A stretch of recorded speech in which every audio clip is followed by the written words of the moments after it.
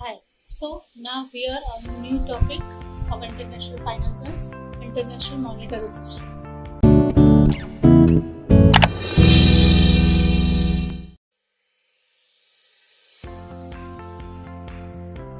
International monetary system. First of all, what is international monetary system? When two countries come for exchange of goods and services for a predefined rate, a predefined exchange rate and predefined currency, it is your international monetary system. Definitely, agar I am selling something in INR, another country is buying in US dollar, that is not worth. How it will come? How it will work? So when they come into an agreement and they decide fixed currency, for example, as I told you earlier, euro or the dollar is the internationally accepted currency while doing international trade. So when they fix a currency and they do the trade, that is your international monetary system. Now, if I am selling goods to US and US is buying, so I will not sell it in Indian dollar and they will not buy it at, we will fix a currency and the rate of currency will be also predetermined, which may be fixed or floated depending on the circumstances. When we define के चलो हम लोग dollar में कर रहे हैं तो dollar का रेट क्या होगा वो भी हम लोग पहले ही डिसाइड कर लेते हैं. तो डॉलर का रेट क्या होगा? Good question. हम लोग के पास तो INR है, हम लोग डॉलर नहीं छापते, वी आर छापते हैं क्या? रुपीज. सो डॉलर में अगर हम लोग को एक्सचेंज करना है तो क्या रेट डिफाइन करेंगे कि $1 मीन्स हाउ मच रुपीज. सो हम लोग को वो तो पहले डॉलर में कन्वर्ट करने के लिए रुपीज कितना पड़ेगा वो भी हम लोग को कैलकुलेट करना है. So that is our international monetary system. When two countries or more than two countries enter into an agreement that they will do a trade at the predefined rate of exchange, that is called your international monetary system. This is must. Why it is must? Because if there is no fixed exchange rate, there is no fixed currency, then chances of what? Balance of payment आपका जो है वो imbalance हो जाए. Right? जो imbalance क्या होता है हमने आपको पहले ही बताया था. अगर US बोलता है हम लोगों को हम लोग डॉलर में ही करेंगे but rate of exchange is suppose in INR is 100 which is not acceptable to India. So हम लोग प्रीडिफाइन ही कर लेंगे 70 रुपीज होगा या 72 रुपीज होगा which will profitable to both the economy. Now what are अभी थोड़ा सा हिस्ट्री में जाते हैं. पहले पढ़ चुके होंगे, काफी लोगों को बोर भी लगता होगा. अगेन वापस आया. पर यहाँ पे एक इंटरेस्टिंग चीज क्या है पता है? मोहनजोदड़ो पिक्चर्स आपने देखा होगा, ऋतिक रोशन. उसमें क्या है?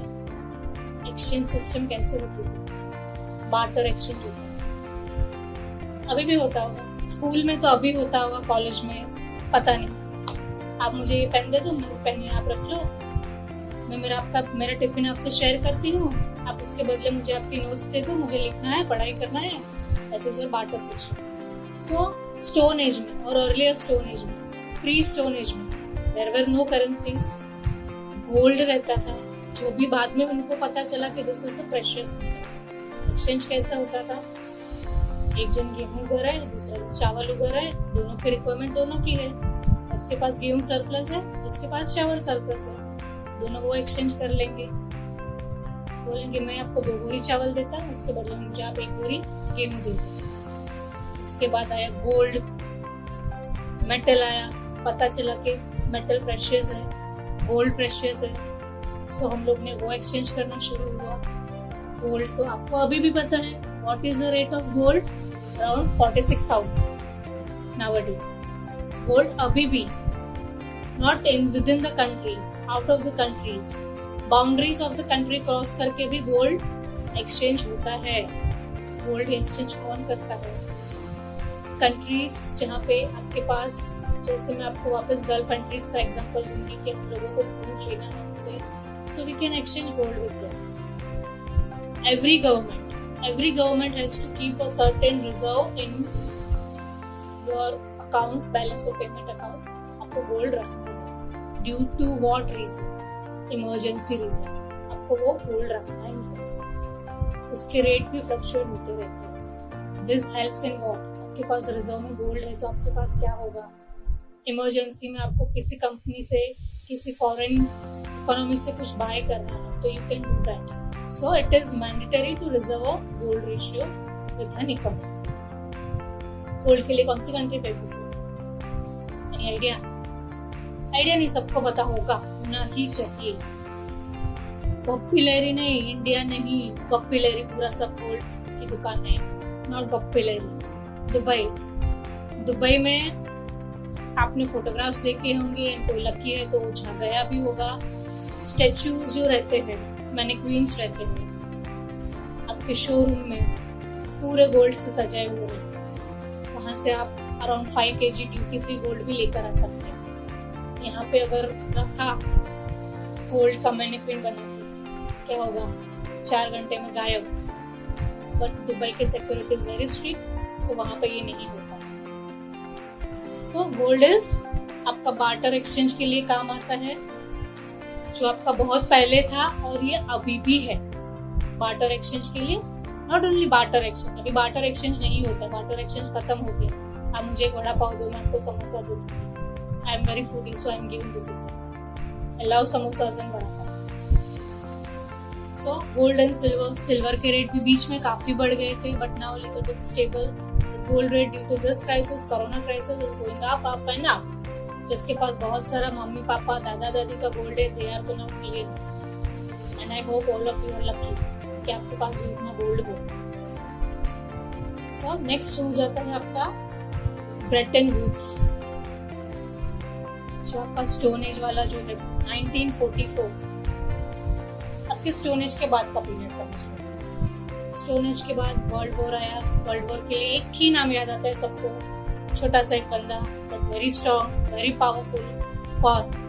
Adolf Hitler. वर्ल्ड वॉर आया तभी भी गोल्ड का इंपॉर्टेंस बढ़ गया था. नाउअडेज भी जब भी there are any chances of war, world war छोड़ दो, any chances of any, this is biotic war अभी चल रहा है, इंडिया और पाकिस्तान, इंडिया और चाइना का वॉर का अगर एक पॉइंट चल रहा है, तो जहां पे भी वॉर आ रहा है, वॉर आपका गोल्ड हमेशा आपको काम आता है.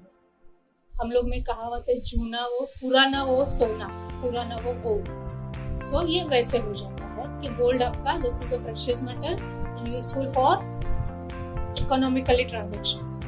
सो अब ये जो आपको मैं बोल रही हूँ Bretton Woods, which was started in 1944. वहां पे आपका ये सिस्टम एक चालू हुआ कि आप गोल्ड का एक्सचेंज कर सकते हैं, सिल्वर का एक्सचेंज कर सकते हैं. और उसके बाद क्या हुआ? चाइना में ज़ो डायनेस्टी करके कम्युनिटी थी. सोहो dynasty the 7th century BC में कम्युनिटी थी, जहाँ पे Lydia Asia Minor, I am spell out it LYDIA, Asia ASIA MINOR minor, Lydia Asia Minor. वहां से क्या होता था? मनी का डेवलपमेंट होना शुरू हुआ. गोल्ड के साथ साथ मनी एक्सचेंज भी होना शुरू हुआ. If you want to listen it again, go back, reverse करो, मैंने आपको स्पेल आउट किया हुआ, आपको वो वर्ड वापस से मिल जाएगा. समटाइम्स फॉर्मल मनी सिस्टम्स के जो रूल्स रहते हैं वो क्या होता है? अप्लाई करते हैं. फॉर्मल मनी सिस्टम के रूल्स अप्लाई होते हैं. This all was where is happening international monetary system. जैसे मैंने आपको बोला कि एक कंट्री बाय करना चाहती है, दूसरी कंट्री सेल करना चाहती है, there is international monetary fund जो इंटरवेंट करता है. उसमें बहुत सारे कंट्री, वर्ल्ड हेल्थ ऑर्गेनाइजेशन सुना है, वैसे वर्ल्ड NOB है, जिसमें countries comes together, they decide pre exchange rate and they do their trade within that defined rate of exchange and के ट्रेड्स होते रहते हैं. अभी एक्सचेंज कैसे होता है? गुड्स एंड सर्विस का, इंटरनेशनल फाइनेंस का ट्रेड कैसे? डोमिनेंट करेंसी में भी यूज. डोमिनेंट मीन्स क्या? मैं आप पे दादागिरी कर रही हूँ, so I am dominating person, something like that. यहाँ पे क्या है? डोमिनेंट करेंसी कौन सी होगी? Definitely euro, dollar. सो वो ही ज्यादातर प्रिवेल करती है. So this are dominating currencies which are prevailing while doing exchange rate. हाँ, अगर आप एशिया में आ गए, एशिया में डोमिनेटिंग कौन है? कौन है एशिया में डोमिनेटिंग? हम, इंडिया. सो वहां पे शायद हो सकता है कि INR हो, बस ज्यादातर क्या होता है, यूरो है, उसमें ही सब एक्सचेंज होते रहते हैं। नाउ जो मैं आपको बता रही हूँ, ब्रेटन वुड्स इरा मीन्स वो जमाना। ये जमाना कभी गुजरेगा भाई कोरोना का? अभी तो हम लोग को उससे बहुत पीछे 1944 दादी परदादी वाले जमाने में जानने का हिस्ट्री थोड़ा बहुत पढ़ना पड़ेगा। इंटरनेशनल फाइनेंस जो लिया है हम लोगों ने सब्जेक्ट, तो उसका बेसिक तो पता होना चाहिए।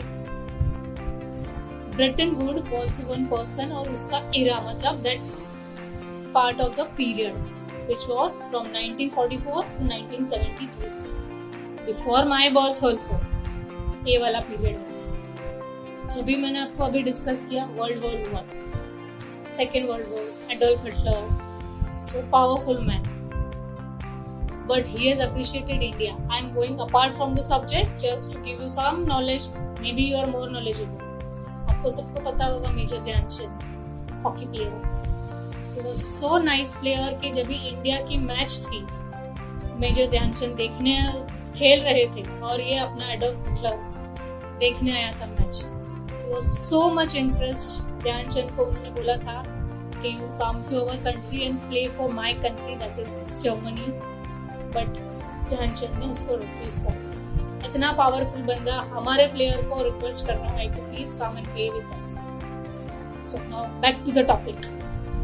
आई am not diversifying my topic और not diverting it, but I am just giving you information. Sometimes आपको थोड़ा चेंज अच्छा लग सकता है शायद, because this is my strategy. So 1944, 1973, before my birth also, definitely आपके तो बर्थ से पहले ही, because you are very smaller than मी।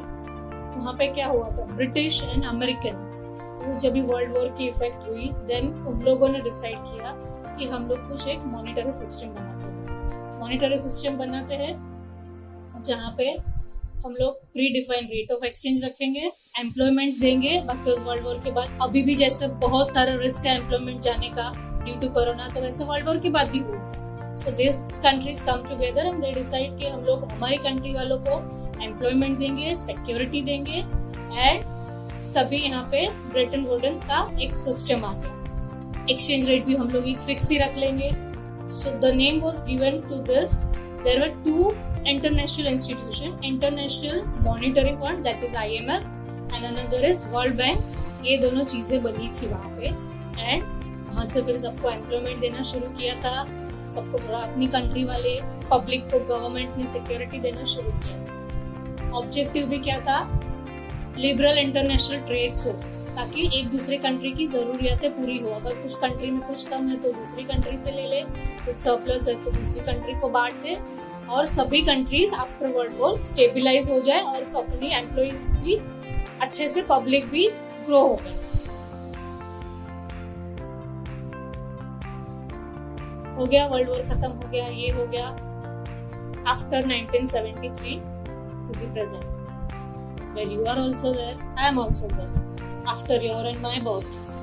क्या हुआ, न्यूयॉर्क स्टॉक एक्सचेंज, ये नाम भी सुना होगा। अगर Bombay stock exchange, national stock exchange सुना है, that is BSE NSE, this is your New York stock exchange. This is not the biggest stock exchange. Biggest stock exchange in world is अपने India का है Bombay stock exchange, not even national, Bombay stock exchange. ये topic आता है ना तो मैं बहुत खुश हो जाती हूँ, because I love stock market. New York stock exchange में क्या होता है पता है, सुबह में एक मॉर्निंग बेल ठाम करके बजती है। किसी ने देखा होगा, कभी शाहरुख खान ने बजाई है, इंडियन सेलिब्रिटीज ने वहां पे जाके ओपनिंग किया हुआ है। एवरी डे जब भी शुरू होता है, नॉट एवरी डे, तो जब भी शुरू होता है, देयर इज वन बेल करके बजाओ एंड देन मार्केट स्टार्ट्स। तो वहाँ पे इंडियन सेलिब्रिटीज ने भी जाके बजाया हुआ है। So importance is given to Indian celebrities. Why? Because all over world it is known that our stock market is very powerful and our investment in our country is also very profitable. So now we will come to the post stock exchange चालू होने के बाद EMF चालू हुआ, that is European monetary fund, or European Monetary System, EMS, that was started in 1979।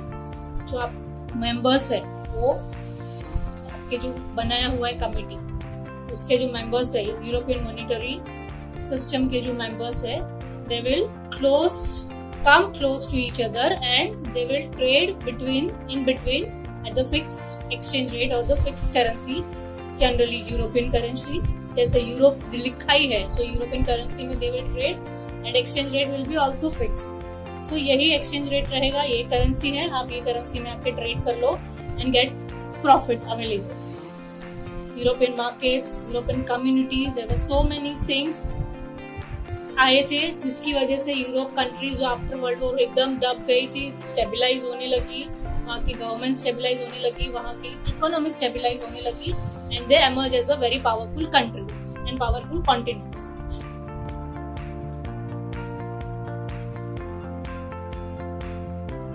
अभी we will come to 1990. अभी ये बहुत पुराना है, though it is history but it is recent history. 1990 वहां से वापस क्राइसिस चालू हुआ. जैसे आपको पता है आइजैक न्यूटन का रूल, ऊपर जो जाता है वो नीचे आना ही आता है, तो वैसे आइजैक न्यूटन का एक रूल है.